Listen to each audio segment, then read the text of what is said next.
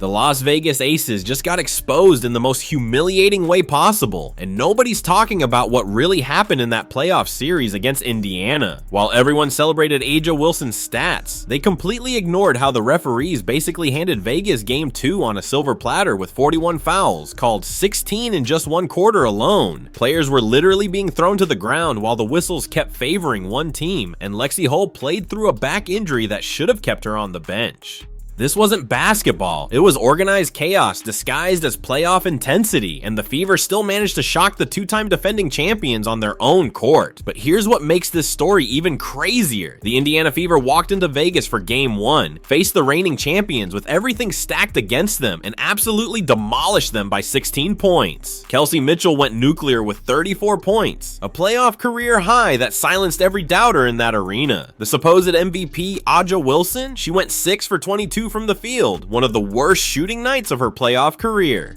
Indiana's defense made her work for every single bucket, contesting everything near the rim and forcing her into uncomfortable positions she wasn't used to. Before we dive deeper into this controversy, if you're supporting the Fever's fight against the league's bias, smash that like button and comment Fever Rising to show where you stand. What happened next would shock everyone watching. Game 2 became something entirely different, and it started from the opening tip. The Aces came out throwing bodies around like it was a wrestling match, not a basketball game. Every possession featured collisions, shoves, and contact that would have been called flagrant in any other context. The officials let it happen, and worse, they seemed to encourage it by only calling fouls one way. Indiana couldn't find any rhythm because every 10 seconds there was another whistle-stopping play. Christy Sides even said it straight up in the post-game conference. It's hard for us to find flow when there's a foul called every 10 seconds. She wasn't exaggerating either. The third quarter alone had 16 fouls called, most of them against Indiana, while Vegas players were getting away with murder on the other end. The physical assault on Lexie Hull was particularly disgusting to watch. She injured her back in Game 1, should have been sitting out Game 2, but suited up anyway because that's the kind of warrior she is. Vegas immediately targeted her, bumping her on every cut, shoving her when she tried to get open, and sending her to the floor multiple times. You know what Hull did in response? She tied a Fever playoff record with 5 3-pointers while basically playing on one good leg. That's not just toughness, that's pure defiance against a team trying to bully their way to victory. Meanwhile, the broadcast crew and social media were praising A'ja Wilson's dominant performance of 25 points, 9 rebounds, 5 steals, and 2 blocks.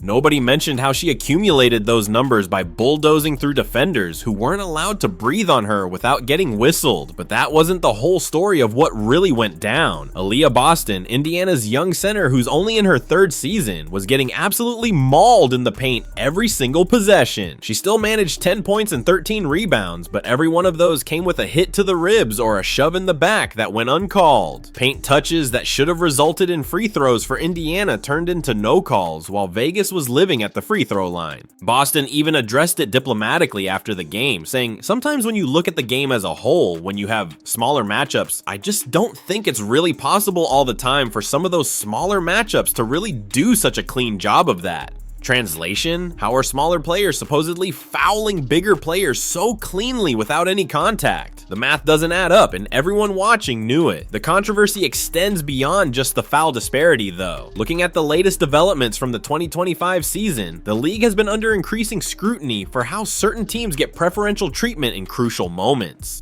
The Fever have been dealing with this all year, especially when playing against marquee franchises like Vegas and New York. Fans have been documenting these patterns on social media, creating compilation videos showing the blatant inconsistencies in officiating. What's particularly interesting is that attendance and viewership numbers for Indiana games have been through the roof this season, yet they seem to face the most adversarial officiating when it matters most. Some are suggesting it's the league's way of protecting their established stars and dynasties at the expense of emerging teams that are bringing in new audiences. What happened next in that series would reveal everything about both teams' character. After getting embarrassed in Game 1 and barely surviving Game 2 through what many called referee assistance, Vegas had to travel to Indiana for Game 3. The atmosphere in Indianapolis was absolutely electric, with fans who had watched their team get mugged on national television ready to will them to victory. The Fever came out with a different energy, knowing they had the crowd behind them and finally getting a fairly officiated game. The contrast was stark when both teams were allowed to play actual basketball without constant stoppages. Indiana's superior ball movement and pace overwhelmed Vegas. The Aces looked lost without the ability to grab and hold on every possession, and their offensive sets broke down when they couldn't rely on free throws to bail them out. Here's where things get really interesting though. Social media exploded during and after these games, with fans pointing out specific sequences where the bias was undeniable. There was one play where A'ja Wilson literally grabbed a Fever player's arm, pulled them down, and somehow it was called a jump ball.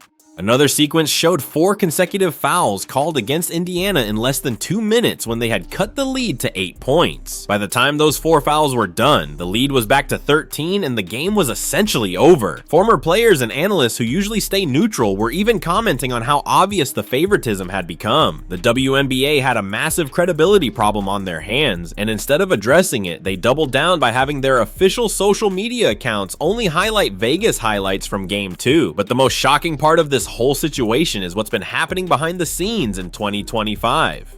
Sources close to the situation have revealed that several teams have formally complained to the league office about officiating patterns in games involving certain franchises. The Fever organization has been particularly vocal internally, though they've kept their public statements measured to avoid fines. There's been talk of teams potentially filing grievances with the Players Association about player safety, especially after what happened to Lexie Hull and other players who've been injured in suspiciously physical games. The league's response has been predictable. They've issued generic statements about maintaining competitive integrity while doing absolutely nothing to address the actual problems. The implications of this controversy go way beyond just one playoff series. The WNBA is at a crossroads in 2025, with new fans flooding in and demanding better product quality. These fans aren't stupid. They can see when games are being manipulated, and they're not afraid to call it out on every platform available. The league wants to grow and attract more viewers, but they're simultaneously protecting old guard teams and stars at the expense of competitive fairness.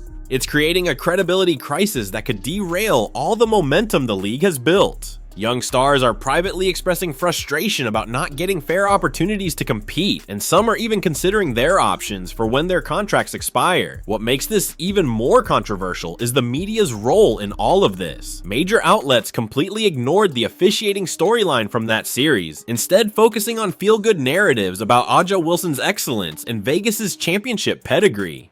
They didn't mention Lexie Hull playing through injury, they didn't highlight the foul disparity, and they certainly didn't question why one team was allowed to play prison rules while the other was called for breathing wrong. The disconnect between what fans saw with their own eyes and what the media reported created a massive trust deficit. Fans started turning to independent content creators and social media for honest analysis because the traditional media had completely abdicated their responsibility to cover the sport fairly. The latest development in 2025 has been the emergence of advanced analytics that prove what fans have been saying all along. Independent analysts have been tracking foul patterns, free throw disparities, and win probability swings based on officiating sequences. The data is damning, showing clear statistical anomalies in games involving certain teams versus others. For example, the Fever's opponents averaged significantly more free throw attempts in nationally televised games compared to regional broadcasts. The variance is so large that it can't be explained by random chance or differences in play style. These numbers are becoming impossible for the league to ignore, especially as more mainstream outlets start picking up on the story. But here's what nobody's talking about regarding the future implications. Several prominent players have privately discussed forming their own oversight committee to monitor officiating standards. They're tired of seeing their peers get injured in unnecessarily physical games, while certain players get protected like they're made of glass. There's even been whispers about potential boycotts or coordinated protests if things don't change. The players know they have leverage now with the league's growing popularity, and they're starting to organize in ways that could force real accountability. This isn't just about one series or one team anymore, it's about the fundamental integrity of the competition. The response from Vegas and their supporters has been predictably dismissive. They claim the Fever and their fans are just making excuses for losing, ignoring the mountain of evidence that suggests otherwise. A'ja Wilson herself has been notably silent on the controversy, letting her camp and the media do the defending for her. But actions speak louder than words, and the way Vegas played in that series, particularly Game 2, told everyone exactly what their strategy was. When you can't beat a team straight up, you beat them down physically and hope the officials let you get away with it.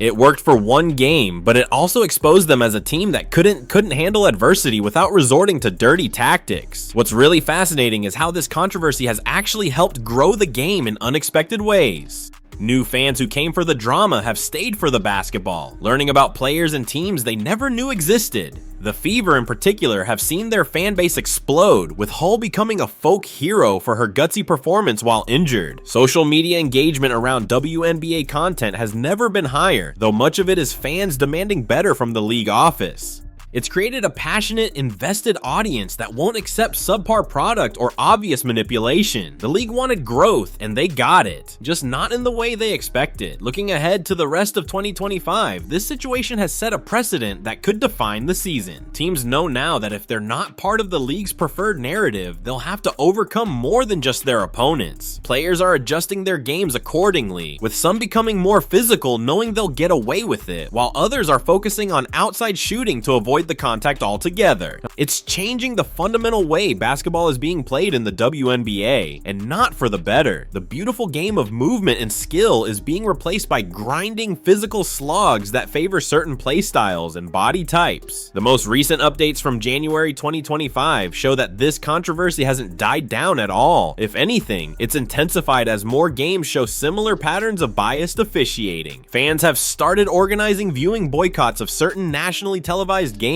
specifically those involving teams that benefit from favorable calls. The message is clear: we won't support a rigged product. Sponsors are starting to take notice too, with some quietly expressing concerns about being associated with a league that has credibility issues. The financial implications could be massive if this continues, potentially costing the WNBA millions in lost revenue and partnership opportunities. But perhaps the most important aspect of this entire situation is what it means for the future of women's sports. The WNBA has an opportunity to be a leader in professional sports integrity, to show that women's athletics can be pure competition without manipulation or favoritism.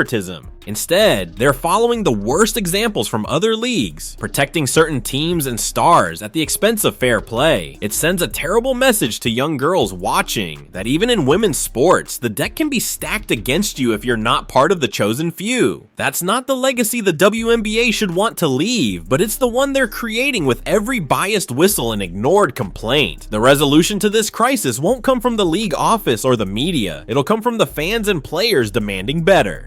Every time someone shares a video showing biased officiating, every time a player speaks out despite the risk of fines, every time fans choose to support teams that play the right way, they're fighting for the soul of the sport. The Fever's series against Vegas wasn't just about winning or losing basketball games, it was about exposing a system that needs fundamental reform. And while they may have lost that particular battle, they've started a war for fairness that could ultimately save the league from itself. If you agree that the WNBA needs to clean up its officiating and give every team a fair chance, hit that subscribe button and ring the notification bell so you don't miss our continued coverage of this developing story. Comment below with your thoughts on whether the league will actually make changes or continue protecting their chosen teams. The future of women's basketball might literally depend on fans like you demanding accountability and fairness.